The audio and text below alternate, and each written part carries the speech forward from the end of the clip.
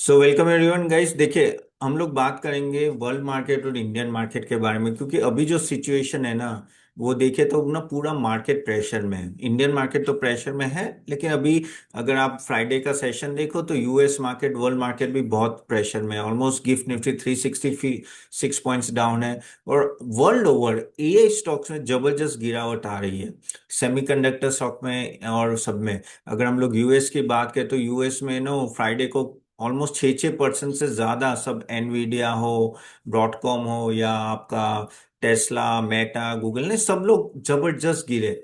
और अगर Taiwan market में देखे तो एक प्रॉफिट बुकिंग आ रही है, कोरिया में प्रॉफिट बुकिंग आ रही है। तो ऐसे माहौल में करना क्या है, क्योंकि हम भी अकेले रह नहीं सकते। वो गिरेंगे तो हम गिरेंगे। और हमारा गिफ्ट निफ्टी क्यों डाउन है? क्योंकि वर्ल्ड मार्केट डाउन है फ्राइडे को। तो जैसे कल मंडे को देर आर फुल चांसेस कि हम लोग नो ऑलमोस्ट 350 पॉइंट्स डाउन खुले। अभी पता नहीं है, वी हैव अ डे। तो अभी कल सुबह तक हमें पता चलेगा। लेकिन अगर ऐसा होता है, हम लोग 23,000, 23,000 के आसपास आ जाएंगे, या तो 23,000 के नीचे भी जा सकते हैं। वो बहुत ही अच्छी अपॉर्चुनिटी होगी, क्योंकि लास्ट हमने पता है 23,300, 22,300 के आसपास हमने बॉटम बनाया था। और बाद में एक अच्छी खासी तेजी दिखी, हम लोग ऑलमोस्ट 25,000 तक चले गए। फिर वापस हम लोग नीचे आए। सो एक तरह से वापस हम लोग पुराना लो के आसपास आने लगेंगे। हालांकि 22,300, 22,500 इतना टिका नहीं था, बाद में रैली आ गई थी।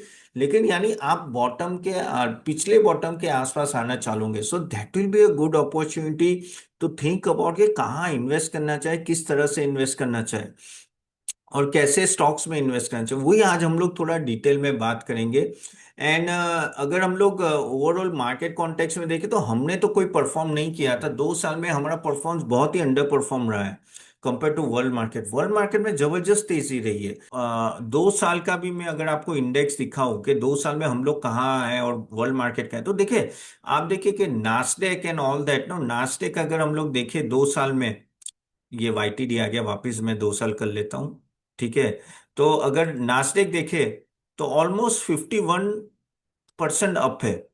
S&P 40% अप है। डाउ जोन्स 32% है। लेकिन इससे भी सरप्राइजिंग अगर आप देखेंगे, निकी, हमारी बात तो पूछो ही मत, हम तो ऑलमोस्ट 1% ही अप है 2 साल में। लेकिन देखिए निकी 73% अप। स्टेट 51, हैंसेंग जो हांगकांग का है वो 35। लेकिन यहां देखिए ताइवान 109%, 109% भागा है। और अगर हम लोग बात करें इसकी, कोरिया की, ये कॉप्सी 200%। सोचो क्या तेजी आई। अब ये जो ताइवान है, ये जो कॉप्सी है, वो क्या है? ताइवान में टीएसएमसी है, जो सेमीकंडक्टर की कंपनी है। और वर्ल्ड का सबसे कह सकते हैं ना कि मैक्सिमम सेमीकंडक्टर वहां से बन के आते हैं। वो अकेला शेयर पूरे ताइवान के इंडेक्स का 60% है। पूरे रैली में उसका 90% कॉन्ट्रीब्यूशन, 80 to 90% कॉन्ट्रीब्यूशन। कॉप्सी में दो कंपनी है, एक है आपका सैमसंग और दूसरा है एसके। हाइसिन करके नाम है, स्पेल में बराबर कर रहा हूं कि नहीं पता नहीं है। उन लोगों का 60 to 70% कॉन्ट्रीब्यूशन है। ये जो मैंने एसके बोला वो आपका ये बनाता है, यानी एआई इंटेलिजेंस में, AI memory, sorry AI memory में है। और सैमसंग है वो आपका चिप्स एंड ऑल दैट बनाता है। अब वो सब देखकर हम लोग देखे 2 साल में हम लोग तो भी 12% माइनस में है। यानी हम तो कहीं चले नहीं है, लेकिन वर्ल्ड मार्केट बहुत चल गया है। अब वर्ल्ड मार्केट में थोड़ा ब्रेकडाउन आ रहा है। मैंने कल भी एक वीडियो बनाया था, नहीं आया तो आप देख सकते हो। वर्ल्ड मार्केट में थोड़ा ब्रेकडाउन आ रहा है कि कहीं ना कहीं लोगों को लग रहा है कि ये एआई की रैली अगर थम रही है, तो थम रही है यानी स्लो हो रही है। ठीक है। क्यों स्लो हो रही है? क्योंकि सबको ऐसा लग रहा है कि इन्वेस्टमेंट कुछ ज्यादा ही हो रहा है। क्योंकि नेक्स्ट 5 साल में हम लोग $7.5 ट्रिलियन का, हम लोग नहीं, sorry, US and all that, only in US, okay, only in US $7.5 trillion का इन्वेस्टमेंट होगा। हमारी जीडीपी पति कितनी है? 4 ट्रिलियन की। तो हमारे से डबल का इन्वेस्टमेंट होगा। And that is the thing you have to understand, इतना बड़ा इन्वेस्टमेंट होगा तो लोगों को यही डर है कि क्या उस तरह का रिटर्न आएगा। And that is a bigger problem. और उसके वजह से, ऐसा नहीं है पहली बार भी ऐसा हुआ है, करेक्शन आते रहते हैं, ईआर डेली में ब्रेकडाउन होते हैं फिर वापस भागते, ब्रेकडाउन होते वापस भागते हैं। लेकिन हमें पता नहीं कि सही में ब्रेकडाउन कब होगा। बाय द वे, आगे जाने से पहले मैं just to tell you again, मैं सेबी रजिस्टर रिसर्च चैनल हूँ। यहाँ जो भी बातें चली, आज हम लोग बहुत सारे स्टॉक्स और सेक्टर्स के बारे में भी बात करेंगे। तो सिर्फ आपके नॉलेज के, यहाँ कोई रिकमेंडेशंस नहीं है। हम जो रिकमेंडेशन देते हैं वो हमारे क्लाइंट्स को देते हैं, जो हमारे जो आप कहते हैं ना स्मॉल केस एनरोल करते हैं, जैसे ये है। और नो, आप चाहो तो आप देख सकते हो, अच्छा परफॉर्मेंस रहा है। ऑलमोस्ट ये देखिए नो, ऑलमोस्ट 20% एंड अबव, इसका पावर का 30% है। And no you can see defence, small alpha, no they are all giving more than 20। और पीछे 2-3 महीने और guys, it's starting with 400 plus GST, so you can always go and check it out. 400 plus GST per month, so which is quite reasonable. So जो भी आज मैं बात करूंगा सिर्फ नॉलेज के लिए, don't think as a recommendation. और एक डिस्क्लेमर, इसमें से काफी सारे स्टॉक्स जो मैं डिस्कस करता हूँ, या हो सकता है हमारे स्मॉल केस में भी हो, ठीक है, कहीं ना कहीं मेरे क्लाइंट्स ने इन्वेस्ट किया हो, ये मुझे बोलना पता है क्योंकि सेबी का रूल है। ठीक है, कमिंग बैक। तो अब ये जिस तरह की रैली चल रही है अभी, ये अगर थोड़ी भी ब्रेक लगती है तो चलो ग्लोबल मार्केट नीचे आएंगे, जो आ रहे हैं थोड़े थोड़े, हम भी उसके साथ गिर रहे हैं। अब हम क्यों गिरे वो समझना बहुत जरूरी है। हम इसलिए गिर रहे हैं क्योंकि एफआई का मनी तो है, हाँ कम है। पहले एक जमाने में 23% निफ्टी का, यानी नॉट निफ्टी का, इन एफआई ओवरऑल मार्केट कैपिटलाइजेशन का 23 to 24% एफआई का था, अभी वो 13% हो गया है। अगर हम लोग हमारी बात करें तो हमारा डीआई की बात करो, डोमेस्टिक इंस्टीट्यूशन इन्वेस्टर, पहले हम लोग सिर्फ 9-10% थे, अभी हम लोग 20% को क्रॉस कर चुके। तो हाँ, डीआईआई ने अपना स्टेक बढ़ा दिया। अब डीआईआई कौन होते हैं? आप ही होते हैं, आप होते हैं, म्यूचुअल फंड्स होते हैं, इंस्टीट्यूशन होते हैं, खास करके म्यूचुअल फंड्स होते हैं, क्योंकि म्यूचुअल फंड्स में हर महीने 35 to 40,000 करोड़ की एसआईपी जा रही है, plus lump sum and all that. So investment बढ़ रहा है, लेकिन एफआई जब भी सेल करता है हम लोग उसको काउंटर अटैक नहीं कर पा रहे। अभी तक हम लोग करते आ रहे हैं, पिछले 5 साल से वो नेगेटिव है। ठीक है, अभी भी रुपी हमारा वीक है, रुपी आपको पता है हालत बहुत कष्टी है। और आरबीआई ने अच्छे खासे स्टेप्स लिए, कल ही आरबीआई की पॉलिसी तो उन्होंने स्टेप्स लिए ना, जो उन्होंने बोला कि भाई ये एनआरआई को, उसी आई को इन्वेस्टमेंट करने देंगे, इक्विटी में ज्यादा वो लिमिट बढ़ा दी है। प्लस कोई भी एफआईआई एफपीआई होते हैं वो गवर्नमेंट सिक्योरिटीज में डायरेक्ट इन्वेस्ट कर सकते हैं, और उनके जो लॉन्ग टर्म कैपिटल गेन था वो चला गया है। इवन जो इंटरेस्ट में 12.5% का जो विथ होल्डिंग टैक्स था वो चला गया है। तो काफी सारे आ रहे हैं, लेकिन क्या ना, वो लोग इंसेंटिव दे रहे हैं, लेकिन गवर्नमेंट सिक्योरिटीज पे थे, गवर्नमेंट सिक्योरिटीज बॉन्ड्स, बॉन्ड्स, यानी आपके जो प्राइवेट कंपनी बॉन्ड्स है उसमें ये नहीं आता है, उसमें तो जो टैक्सेशन चल रहा है वो चल रहा है।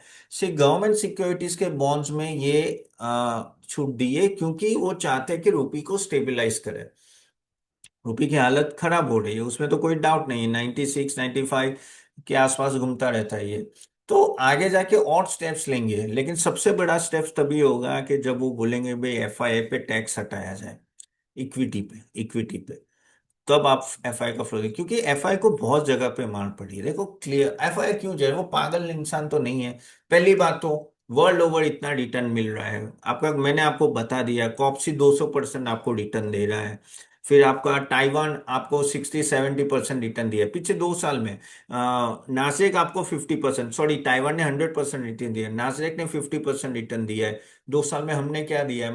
-12%। एक तो उनको उनको एक तो यहाँ से कुछ कमाने मिल नहीं रहा है, प्लस रूपी 2 साल पहले 82 होगी, शायद 80 या 82 होगी, वो 94 होगी, तो वहां भी मार पड़ रहा है, क्योंकि यहाँ बेच के वापस जाएंगे तो कम।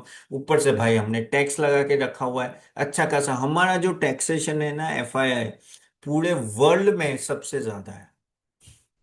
यानी बाहर के लोग क्यों आते नहीं, क्योंकि भाई हम कमाते थोड़ा है, उसमें भी तुम टैक्स लगाते हो, और वही प्रॉब्लम है। करेक्ट। अच्छा, आपके कोई क्वेश्चन है तो कमेंट बॉक्स में जरूर डालिए। What do you think about this? No के आपको क्या लगता है, एफआईआई वापस आएंगी या नहीं आएंगी? जस्ट कमेंट बॉक्स में जरूर डालिए, तो मुझे जस्ट वांटेड टू नो आप क्या समझते हो। लेकिन 5 साल से तो नेगेटिव है, क्या आगे जाके वो लोग बोलते हैं एफआईआई कब आएगी कब आएगी? आपको क्या लगता है? जस्ट कमेंट बॉक्स में डालिए। लेकिन वही चीज है यार, और कोई क्वेश्चन है तो भी डालना, आई आई डू आंसर दैट। तो वही चीज है ना कि आप कोई ग्रीन कारपेट दे, रेड कारपेट दे ही नहीं रहे एफआईआई का, तो फिर कैसे आएंगे? कैसे आएंगे, correct. And this is what is happening currently. तो एफआई तो आने से रहे, वो हमें पता है। अब एफआई बाहर जा रहे हैं तो ऑलरेडी रुपी पे इतनी स्ट्रेंथ है, करेक्ट, सब लोग बोले नहीं आएंगे। Correct correct. So LTCG remove ने बहुत सारी चीजें हैं जो हम लोग, देखो हम लोग, हम क्या सोचते हैं कि अभी गवर्नमेंट जो है कहीं ना कहीं वो सोच के रखे कि हम सोने की चिड़िया है। अभी सोने की चिड़िया है, मैं ना नहीं हूं अपना देश, लेकिन बाकी सबका सोना ज्यादा चमक रहा है। कोरिया का सोना ज्यादा चमक रहा है, ताइवान का ज्यादा चमक रहा है, यूएस का ज्यादा चमक रहा है, तो फिर आप कैसे पकड़े। और देखो हमारी भी गलती है ना, हमारी गलती क्या है, हमको जब सेमीकंडक्टर एआई पे इन्वेस्ट करना था, हमने किसी ने किया ही नहीं। हमारे वहां एआई क्या है, जीरो, जीरो बट्टा जीरो, कुछ नहीं किया है। ना तो टीसीएस, इंफोसिस, एचसीएल, विप्रो, यानी वर्ल्ड में सबसे ज्यादा कैश लेके कोई बैठता है ना तो हमारी आईटी कंपनी। बैलेंस शीट में कैश ही कैश है, लेकिन देते क्या है, बायबैक डिविडेंड। अब बायबैक डिविडेंड से कोई थोड़ी के आगे बढ़ती है कंपनी। और वहां देखो, $7.5 ट्रिलियन और इन्वेस्टमेंट करने वाले हैं, बोलो एआई में। यही सब मेटा, गूगल, ब्रॉडकॉम, आपका एनवीडिया से लेके सब, यानी पूरे इकोसिस्टम है, पूरे इको, उसमें डेटा सेंटर भी आ गया, सब कुछ आ गया। ये है। आप वहां का इन्वेस्टमेंट देखो, क्योंकि वो टेक्नोलॉजी में इन्वेस्ट करता है और हम क्या करते हैं, सर्विस। हम तो भाई पीछे बैठे बैठे बैठे सर्विस देंगे। लेकिन हिस्ट्री, हिस्ट्री अगर आप पढ़ोगे तो आपको पता चलेगा, कंपनी वही बड़ी बनती है जो आरएनडी करती है और जो पेटेंट लेती है और जिनका कहते हैं ना टेक्नोलॉजी होती है। सर्विस वाले कभी आगे नहीं बढ़ते। हमारा दौर था, मैं मानता हूँ 2020 से 2022 23 तक, 2023 तक, कोविड के टाइम भी, 2023 3 साल से आईटी सेक्टर नहीं चल रहा है। वो हमारा गोल्डन पीरियड था, वो गोल्डन पीरियड खत्म हो गया। और मैं तो बहुत ही नेगेटिव, आप लोगों को पता है, आप लोग मुझे 1.5 2 साल से जो भी फॉलो कर रहे हो, हमारे कोई भी स्मॉल केसेस में इतने सारे कभी कोई भी आईटी स्टॉक्स नहीं है। रीजन वही है, क्योंकि हम लोग ने कुछ इन्वेंशन ही नहीं किया, और जब उन लोगों ने आरएनडी किया इसलिए आज वो लोग इतना भाग रहे हैं। और हम लोग सर्विस, अभी क्या प्रॉब्लम, अब हमारी तकलीफ क्या हो गई है, सॉरी मैं थोड़ा आईटी पे ज्यादा बोल रहा हूँ क्योंकि मैं एक एक सेक्टर को ही बोलूंगा, लेकिन अभी क्योंकि वहां क्या हो रहा है कि देखो हमारा ब्रेड एंड बटर क्या है, ब्रेड एंड बटर है सर्विस देना। टीसीएस, इंफोसिस, विप्रो क्या करती है कि भाई लाखों लोग लगा के सर्विस देती है। प्रॉब्लम ये है, अभी तक हम लोग ये सोचते हैं कि चलो भाई एआई आ रहा है, मान लिया ओपन, यानी बेस मॉडल जो होते हैं ना, जैसे ये चैट जीपीटी, क्लाउड या जेमिनी, वो सब हम बना नहीं सकते, हाँ, लेकिन उसको हर कंपनी में इम्प्लीमेंटेशन के लिए हम है ना, हम बैठे हैं। लेकिन वहां भी बड़ा क्वेश्चन मार्क आ गया, कैसे, जैसे एआई ने एक अलग से डिपार्टमेंट बना दिया जो सिर्फ इम्प्लीमेंटेशन, एआई क्या, ओपन एआई, ओपन एआई ने, चैट जीपीटी बेसिकली, उसने अपना अलग से डिपार्टमेंट बना दिया जो इम्प्लीमेंटेशन करेगा। यानी प्रोडक्ट भी वो देगा, इम्प्लीमेंटेशन भी वो करेगा। तो भाई ये तो हमारा काम है, ये तो हमारा काम है। अब सोचो, एंट्रोपिक भी अपना खुद का डिपार्टमेंट बनाता है आगे जाके, वो बनाए नहीं वाले हैं, सब लोग बनाएंगे क्योंकि किसको पैसे नहीं कमाने, सबको पैसे कमाने हैं। मेरा प्रोडक्ट है, मैं इंप्लीमेंट करूंगा, करते हैं। तो तो भाई हम कहाँ जाएंगे। तो हमारे लिए प्रॉब्लम है, ऐसा नहीं बोलो कि खत्म हो जाएगा, लेकिन हमारा मार्जिन हिट होता है कि जो प्रोडक्ट इंप्लीमेंटेशन के लिए मैं 100 रुपए लेता था, आज मैं फिर 70 रुपए लूंगा, 80 रुपए लूंगा। तो मेरा मार्जिन खत्म हो गया, ऊपर से मेरा रेवेन्यू नहीं बढ़ रहा है, तो वो डबल हिट आ रहा है, इसलिए हमारे सब स्टॉक्स नहीं चल रहे। तो और सच बोलूं, एआई इतना फास्ट जा रहा है कि सभी कंट्रोल बाहर है। यानी आज ही एक रिपोर्ट पढ़ रहा था, किसने, मैंने पता नहीं, वो किसी बड़ी कंपनी ने बोला है कि AI is advancing much faster than we thought. Okay. Anthropic के सीईओ ने 2 दिन पहले, परसों ही बोला था कि हमें एडवांस एआई, वो लोग जो एडवांस एआई, ये सब कंपनियां एडवांस एआई में काम करती है ना, उस पे लगाम लगानी पड़ेगी, हमें एक एसोसिएशन बनना पड़ेगा वर्ल्ड लेवल पे, एक कमिटी बैठनी पड़ेगी जो एआई के एडवांसमेंट में जो आरएनडी करे उस पर रोक लगाई जाए। क्यों, क्योंकि इतना तेजी से भाग रहा है कि वो अभी खुद सोच सकता है। शायद 2 साल में ऐसी हालत हो कि ये, ऐसे बोला, वो 2 साल बोला है उसने, भाई साहब ने, 2 साल में ऐसा हो सकता है कि AI will be much going faster than human being. अब सोचो, तो फिर हमारे लिए डेंजर है।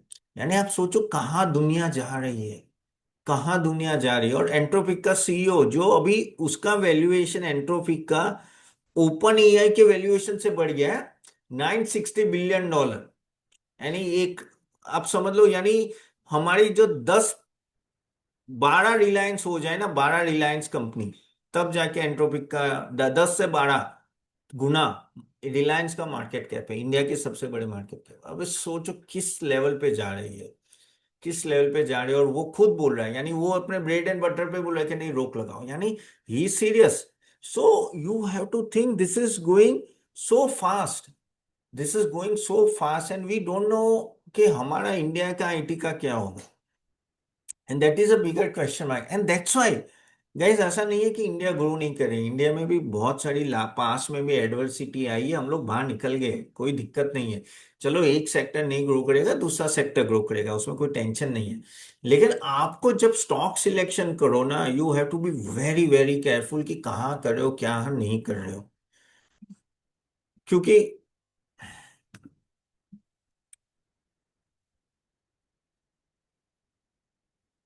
Guys, are you able to listen me, या मेरा सिर्फ कैमरा चिपक गया, मुझे लगा कि अटक गया है। Can anyone type in the chat box, are you able to listen me? अच्छा, वीडियो पॉज हो गया, ओके। मैं लगा कि ये जूम ही बंद हो गया, 1 मिनट। हाँ, मैं कैमरा निकाल के वापस करता हूँ, वापस करता हूँ, सॉरी। हाँ, मुझे लगा सब बंद हो गया, just hold for a second. हाँ, मैंने वापस लगाया, वापस लगाया, 1 minute. Okay, now it's okay, now it's okay. Okay, can anyone just type okay? Okay. हाँ, तो मैं कहाँ था, यार लिंक टूट जाती है, मैं फ्लो में बोलता हूँ फिर लिंक टूट जाती है, ओके। हाँ, तो हमें हमें बेसिकली, हम जब अभी इन्वेस्टमेंट करें ना गाइस, आपको ट्रेंड देखना बहुत जरूरी है। Gone are the days where things, यानी एक जगह डाल दिया फिर खत्म हो गया। You have to be very very careful, trend कहाँ जा रहा है। तो आपको भी सीखना है, समझना है। और वो हम लोग भी, no, we are very very careful जब हम लोग भी इन्वेस्टमेंट की कि ये सेक्टर आगे से ग्रो होगा कि नहीं होगा। ठीक है, तो वो चीज है। कमिंग बैक टू इंडिया, अब इंडिया की पोजीशन क्या है, चलो मैंने तो ओवरऑल बोला, लेकिन इंडिया की पोजीशन ये है, हमें 3 जगह से बड़ी मार पड़ रही है। एक तो भाई यूएस ईरान का क्राइसिस अभी तक खत्म नहीं हुआ है। अगर उसके वजह से क्या हो रहा है कि आपका ऑयल 9300 के आसपास घूम रहा है, इससे आपको भी पता है नुकसान बहुत बड़ा होता है।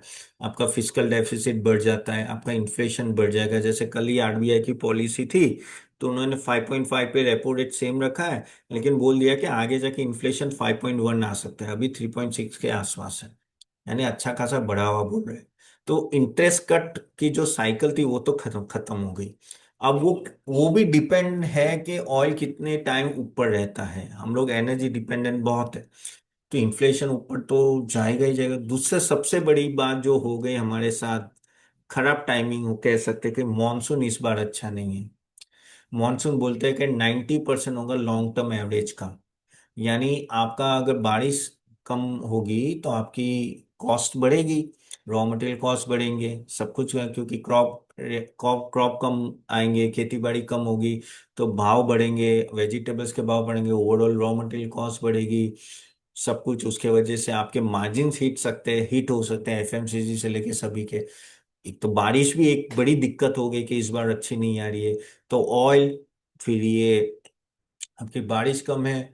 तीसरा, ये एआई का भूत तो है कि ग्लोबली जो एफआई की सेलिंग जो आ रहा है वो सब जबरदस्त है। चौथा, रूपी बहुत वीक है, बहुत ही वीक है हमारा। रूपी ऊपर ही नहीं आ रहा है, उसके वजह से भी काफी इश्यूज है आउटफ्लो, क्योंकि रूपी जितना वीक होगा उतना आप जो ऑयल बाय करते हो, ऑलरेडी आप महंगा बाय कर रहे हो, ऊपर से आपको करेंसी ज्यादा देनी पड़ रही है डॉलर के सामने, क्योंकि आपका रूपी वीक होते जा रहा है। तो वो भी एक दिक्कत है। अब पांचवा प्रॉब्लम क्या होगा?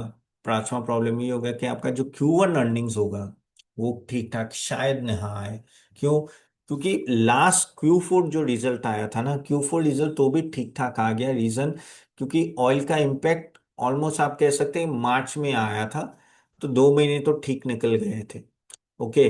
लेकिन अभी क्या होगा, अभी तो पूरा क्वार्टर, यानी हम लोग अभी जून है, जून में भी अभी तक सॉल्व नहीं हुआ है, यानी पूरा जून, अप्रैल मई जून, तीनों मंथ में आपका ऑयल प्राइसेस हायर है, अगर ऑयल प्राइसेस हायर है तो आपके अर्निंग्स में हिट आएगी, तो Q1 शायद हमारा अच्छा ना हो। तो ऑलरेडी मार्केट ये भी चिंता में है, क्यों हम लोग परफॉर्म नहीं कर पाए, क्यों हम लोग 2 साल में सारा बार 12.5% डाउन है, चाहे वर्ल्ड लेवल पे 50% अप है, क्योंकि हमारी खुद की समस्या इतनी बड़ी है। FII देखो, FII आपके पास तभी आएगा जब यहाँ अर्निंग दिखेगी, उसमें कोई डाउट नहीं है। ओके, कल उठ के कॉप्सी नीचे आ गया, कल उठ के टाइवर नीचे गया, तो वहां से पैसे निकल जाएंगे। और दूसरे वो, ये जो होते हैं ना, वो कहते हैं ना कि FII तो ऐसे ना इनसाइड आउट चलते रहेंगे। लेकिन उसके लिए आपको फिर पॉलिसी भी ऐसी करनी पड़ेगी एंड ऑल दैट, कि आपको उनको वापस लाना है, प्लस आपकी अर्निंग्स ग्रोथ दिखनी चाहिए। अब जैसे बारिश कम है, वो गवर्नमेंट के हाथ में नहीं है ना, आपके मेरे हाथ में है। ये ईरान US का कब सल्टेगा वो भी हमारे हाथ में नहीं है। हमारे हाथ में क्या है, हमारे हाथ में यही है कि हम लोग जो पॉलिसी बनाए, एटलीस्ट उतनी अच्छी बनाए कि जिससे इकोनॉमी स्टेबल रहे। नो डाउट गवर्नमेंट स्टेप्स ले रही है, मैं ना नहीं बोल रहा हूँ, लेकिन हमारे अर्निंग्स पे बहुत सारे अभी क्वेश्चन मार्क है, इसलिए हम लोग इतने वीक है, इतने वीक है। बहुत टाइम के बाद हम लोग नो, दो दो यानी 2 ढाई साल हो गए मुझे भी देखते हुए भी, कि हम लोग सही में मीनिंगफुल बढ़े ही नहीं है। हम लोग उस तरह की तेजी आती है तो वापस नीचे चली जाती है। तो इस टाइम पे गाइस आपको इन्वेस्टमेंट तो ये बेस्ट टाइम है, उसमें कोई डाउट नहीं है। अब आप बोलोगे जीडीपी आगे जाके ग्रोथ कैसे, तो जीडीपी RBI ने 6.6% बोली है। Q4 का 7.8 था, लेकिन 2027 का 6.6 बोला है। तो कम ही है, इतना कुछ ज्यादा है नहीं। लेकिन ठीक है, खराब भी नहीं है। अगर 6.6 भी ले लो तो वर्ल्ड में वन ऑफ द, कहते हैं ना, सबसे फास्ट ग्रोइंग इकोनॉमी हमारी होगी, तो वो भी दिक्कत नहीं है। लेकिन है पहले से थोड़ा ग्रोथ कम है। तो ये और बहुत सारी पॉलिसी चेंजेस लाएंगे and all that, but we have to see कि किस तरह से आगे बढ़ेंगे। तो मुझे अभी भी लग रहा है कि शायद हमारे लिए, आप लोग ये क्या लग रहा है, दो कब रिवाइवल होगा? पहली बात तो, रिवाइवल के लिए सबसे पहली बात तो का आपका ये ऑयल का इशू खत्म होना चाहिए। अब वो ट्रम्प पे है और ईरान पे है कि वो कब करेंगे, वो हमारे कंट्रोल, तो वो सबसे बड़ी बात है। ऑयल जब तक नीचे नहीं आएगा प्रॉब्लम है, यानी अर्निंग्स अच्छी नहीं आएगी। तो होपफुली चलो, मे बी ये जून मंथ में आ जाए। अगर 75 के नीचे आएगा तो ठीक है। सी, ये रिजोल्यूशन की बात है, लेकिन नॉर्मली हमने देखा है रशिया यूक्रेन का वॉर अभी तक चल रहा है, ये भी चल रहा है। लेकिन यहाँ प्रॉब्लम हमारा ये है ना कि स्टेट ऑफ हॉर्मुज बंद करके रख दिया है भाई साहब ने। That is a bigger problem. अब वो मैं उस बात पे नहीं जाना चाहता, क्योंकि वो पूरा नया टॉपिक है। मैं थोड़ा, हम लोग यहीं डिस्कस करते हैं कि कौन से स्टॉक्स लेने, ऑल दैट ना, सेक्टर्स की बात करते हैं। बट तो बढ़ने के लिए आपको ऑयल कंट्रोल में आना चाहिए। होपफुली दुआ करो कि रेन थोड़ा ठीक ठाक आ जाए इस बार, तो थोड़ा प्रॉब्लम कम हो। पॉलिसीज कहीं ना कहीं अच्छी लानी पड़ेगी RBI को, गवर्नमेंट को एंड ऑल दैट, या सेबी को भी, कि FII थोड़े वापस आए। ठीक है, और अर्निंग्स पे बहुत कुछ डिपेंडेंट है। अर्निंग्स अब जब तक रिवाइव नहीं आएगी तब तक ये मार्केट यही 23,000 या 25,000 के बीच में घूमेगा। और अभी हमें कल देखेंगे कि किस तरह से मार्केट रिएक्ट कर रहा है। दूसरा एक सबसे बड़ा प्रॉब्लम है, अगर अगर ये AI का बबल फूटा, बबल तो नहीं बोल सकते क्योंकि सबने सोच समझ के इन्वेस्ट किया होगा, लेकिन अगर वहां बड़ा प्रॉफिट बुकिंग आया US में, टाइवान में, कॉप्सी, तो हम भी गिरेंगे। हम अकेले रह हाँ, शायद वो 10% गिरे, तो हम शायद 3-4% गिरेंगे, लेकिन गिरेंगे तो सही। So that is the point you have to keep in mind, कि हम लोग इसको इंसुल नहीं कर सकते।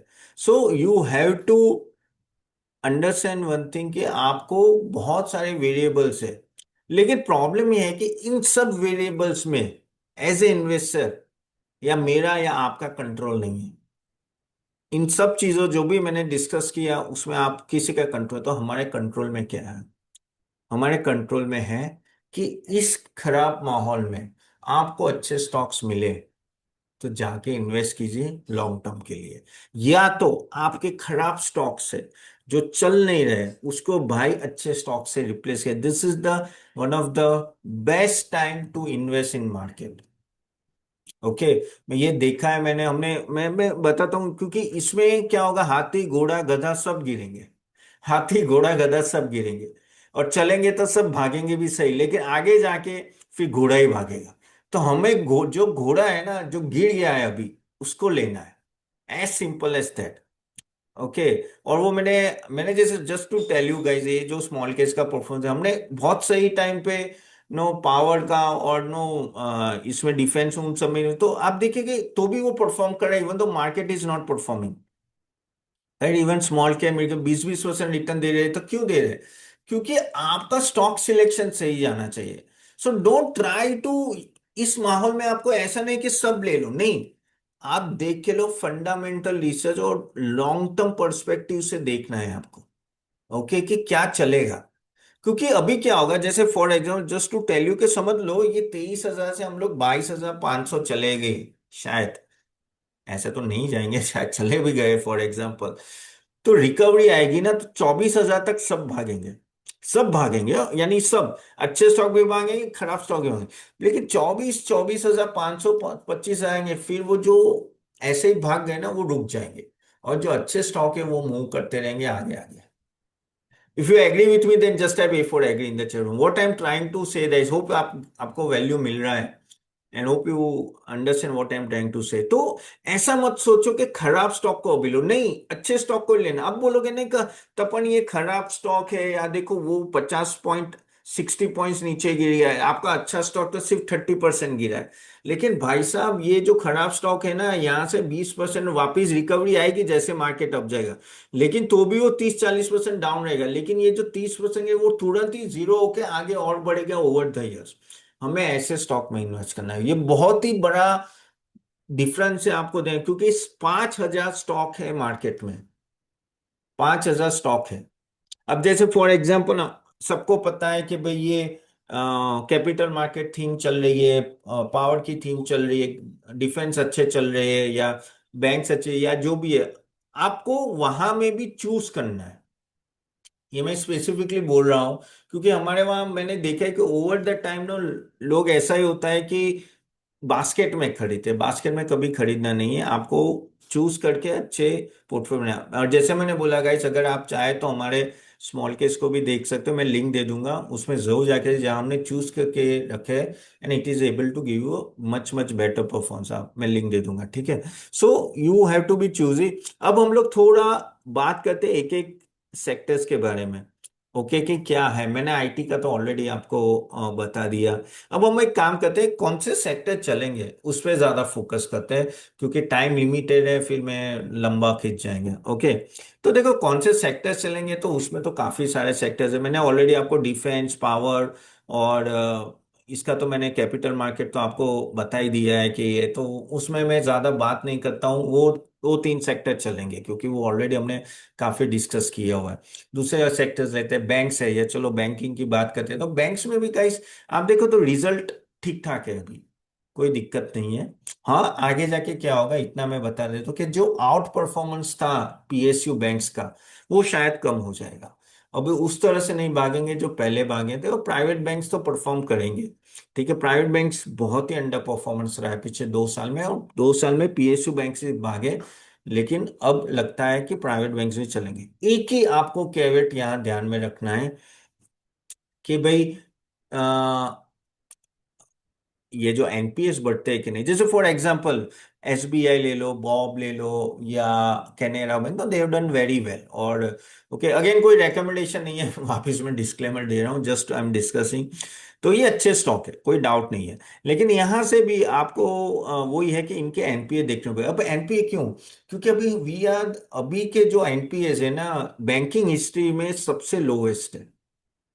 यानी एक समय पे ये जो बॉब होगा या पीएनबी, उनके 4 ग्रॉस एनपीए होते थे, 5 या 10 भी होते थे। अभी वो 1 हो गए, 0.8 हो गए, और नेट एनपीए तो 0.4 के आसपास है।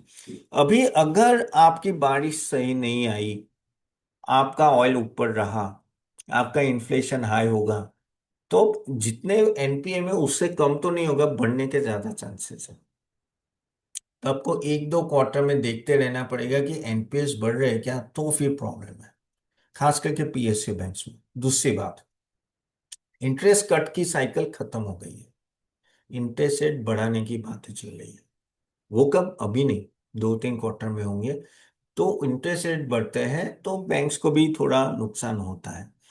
और दूसरा, पीएसयू बैंक का जैसे मतलब आउट परफॉर्मेंस हो गया, तो काफी सारे प्राइवेट बैंक्स के वैल्यूएशन बहुत ही ठीक ठाक हो गया। जैसे एक समय पे ये जो प्राइवेट बैंक्स थे वो 3.5 प्राइस टू बुक वैल्यू पे थे, 3-3.5, आज वो 2 के प्राइस टू बुक वैल्यू पे मिल रहा है। वही आपके प्राइस टू बुक वैल्यू मेन रेशियो है जो आपको बैंक्स में देखना होता है। वही पीएसयू बैंक जो आपको 0.7 0.8 प्राइस टू बुक वैल्यू में मिलते थे, आज वो 1.8 के आसपास मिलते हैं, 1.7 1.8, यानी आप दोनों का डिफरेंस खत्म हो गया। अब इतना ध्यान रखना, प्राइवेट बैंक मोस्टली हमेशा ओवरऑल थोड़ा प्रीमियम रहेगा पीएसयू बैंक से। क्यों? क्योंकि वो प्राइवेटली मैनेज है, एनपीए ज्यादा कंट्रोल में आते हैं। तो मेरे हिसाब से, उसके हिसाब से तो वैल्यूएशन ठीक ठाक है। तो आपको दोनों एंगल देखना है, ऐसा नहीं कि भाई सिर्फ पीएसयू बैंक्स लो। और मैंने जो एनपीए देख बोला है, बहुत ही ध्यान रखना है। जैसे फॉर एग्जांपल ये आईडीएफसी फर्स्ट बैंक का केस हुआ, इंडसइंड बैंक का केस हुआ है, ये सब मैनेजमेंट इश्यूज है, गवर्नेंस इशू है। देखो, मैं एक चीज हमेशा मानता हूँ, जहां गवर्नेंस इशू आ जाता है ना, मैनेजमेंट इशू आता है ना, बेटर है मत एंटर करो। बेटर है मत एंटर करो। काफी सारे और स्टॉक्स होते हैं जहां आप देख सकते हो, ठीक है। But yes, things are improving slowly and gradual both in private and PSU bank, so you can get. But ये चीज आपको थोड़ा ध्यान में रखना है। दूसरा आपको दूसरा एक सेक्टर की हम लोग अगर अगर बात करें तो ऑटोमोबाइल्स है। ऑटोमोबाइल एक ऐसा सेक्टर है ना जो अभी काफी हद तक नीचे आ रहा है, वो भी आप देख सकते हो। उसमें से खास करके आपकी automobiles company, two four wheeler, two wheeler, आगे जाके ये रहेगा, डिमांड में रहेगा। और ये ऑटो सेक्टर एक ऐसा सेक्टर है जिसने खुद का सेटअप है, इंडिया का खुद का है। ऐसा नहीं कि हम लोग बाहर की कंपनियों पे डिपेंडेंट है। ओके। तो हमारी मैन्युफैक्चरिंग कैपेसिटीज अच्छी है, आरएनडी अच्छी है, हमारे ऑटोमोबाइल्स अच्छे चलते भी है, हमारा एक्सपोर्ट भी अच्छा है। लेटिन अमेरिका, अफ्रीका, वहाँ सब, इन सब का जबरदस्त है। जैसे टाटा मोटर्स देखो, एक्रॉस चाइना, यूके सब में अच्छा चलता है। तो चारों, कमर्शियल व्हीकल ले लो, पैसेंजर व्हीकल ले लो, टू व्हीलर ले लो, ऑटो रिक्शा, ट्रैक्टर, सब कुछ अच्छा बूम है। अभी ये सब नीचे आ रहा है, वो आप देखिए, वो अच्छा है। आप ओवर द इयर्स अगर आप देखोगे तो ऑटोमोबाइल इंडस्ट्री आपको एक डिसेंट रिटर्न साल बाय साल देके ही जाती है। आप देख लेना, सीएजीआर देख लेना, सबके अच्छे हैं, ठीक है। और आगे जाके भी रहेंगे। टू व्हीलर्स भी मैं मानता हूँ अच्छे करेंगे, ईवी का जिस तरह से पेनिट्रेशन है। जैसे ऑलरेडी दिल्ली सरकार ने बोल दिया कि 2 साल के बाद तो भाई टू व्हीलर्स तो सब ईवी होने चाहिए। ओके। तो वहाँ आप देखिए, ठीक है। हाँ, लेकिन थोड़ा जो कंपनी लॉस मेकिंग है और मैनेजमेंट गाइडेंस फॉलो नहीं करती, वहाँ देखिए, जैसे फॉर एग्जांपल ओला है।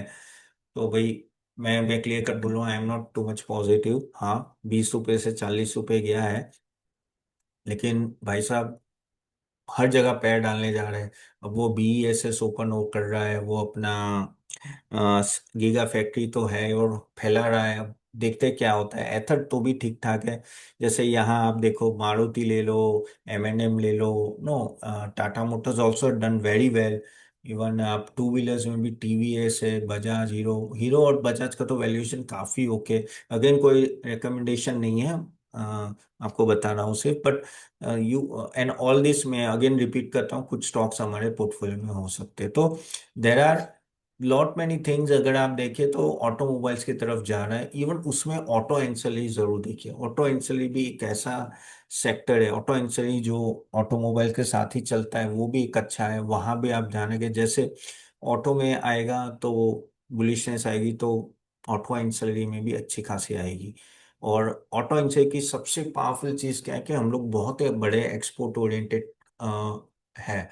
तो हमारा export Latin America, Canada, US में बहुत बड़ा है।